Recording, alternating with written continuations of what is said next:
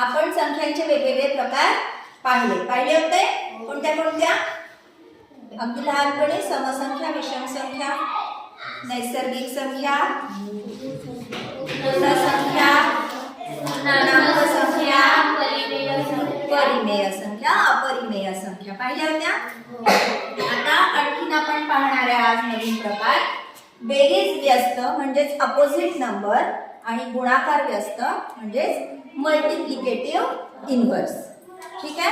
कोणतीही एखादी संख्या दिली असेल तर त्याची बेरीज व्यस्त म्हणजे काय? बेरीज व्यस्त साठी आपण बघू ही संख्या रेषा. तुम्हाला माहिती आहे मध्ये काय असतं संख्या रेषेच्या? तिकडे कोणत्या संख्या असतात? धन पूर्णांक आणि इकडे ऋण पूर्णांक. इकडे पॉझिटिव्ह नंबर्स, इकडे निगेटिव्ह नंबर्स असतात. बेरीज व्यस्त म्हणजे नेमकं काय? आता ही समजा आपली आहे नंबर. नेहा आणि पायल इथे उभ्या आहे दोघी. नेहा इकडे गेली 4 पावलं, पायल इकडे गेली 4 पावलं. इथे आली नेहा, इकडे आली 4 पावलं चालली तर पायल. म्हणजे शून्यापासून उजवीकडचं तेवढंच अंतर, तेवढंच डावीकडचं अंतर. म्हणजे बघा आता तेवढंच अंतर आहे. इकडे 4 पावलं चालली, फक्त इकडे विरुद्ध दिशेला चालली. नेहाच्या विरुद्ध दिशेला 4 पावलं चालली. समजा इथून परत ह्या निघाल्या दोघी 4च पावलं चालल्या. 1 2 3 4 इथे चाली. पायल इकडनं निघाली. 1 2 3 4 कुठे येऊन पोहोचल्या? शून्यावर येऊन पोहोचल्या. पहिल्या सारख्याच अंतरावर आहे. ह्या झाल्या एकमेकांच्या कशा संख्या? बेरीज व्यस्त किंवा यालाच म्हणतात विरुद्ध संख्या किंवा इंग्लिश मध्ये म्हणतात अपोजिट नंबर्स. ठीक आहे. ज्या दोन आता बघा या दोन संख्यांची बेरीज किती झाली? म्हणजे 4 मध्ये जर ऋण 4 मिळवले, ऋण 4 मिळवायचे म्हणजे आपण उजवीकडे जातो की डावीकडे? डावीकडे. मग आता समजा 4 मध्ये आपल्याला ऋण 4 मिळवायचे आहे तर आपण कुठे जाऊ? 1 2 3 4 जाऊ. इथे 4 मध्ये ऋण 4 मिळवले तर आपल्याला उत्तर काय मिळालं? ऋण 4 मध्ये जर फक्त 4 मिळवले, आता प्लस 4 आहे, पॉझिटिव्ह 4 आहे. म्हणजे समजा पायल ऋण 4 वर उभी आहे आणि तिथून तिला पॉझिटिव्ह 4 मिळवायचे आहे. पॉझिटिव्ह मिळवायचे आहे म्हणून कुठे जायचं? कोणत्या दिशेला जायचं? उजवीकडे जायचं. कुठे जाईल? 1 2 3 4 परत ती कुठे आली? शून्यावर आली. समजलं? म्हणजे ह्या दोनची बेरीज सुद्धा काय झाली? 0.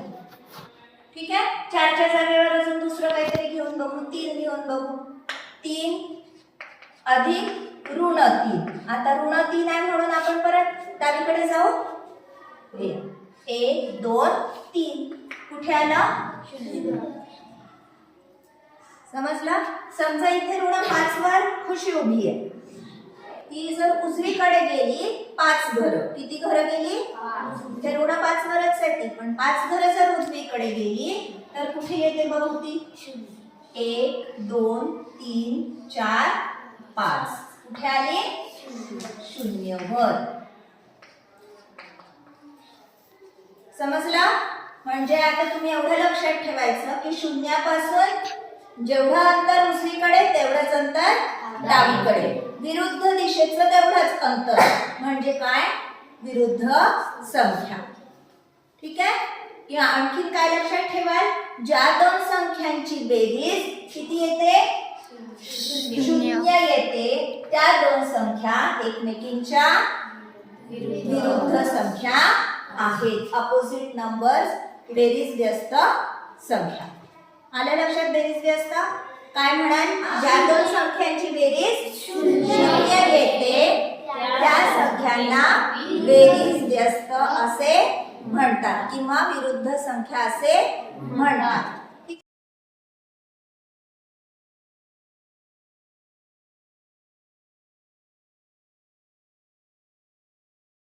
आता बघू आपण गुणाकार व्यस्त.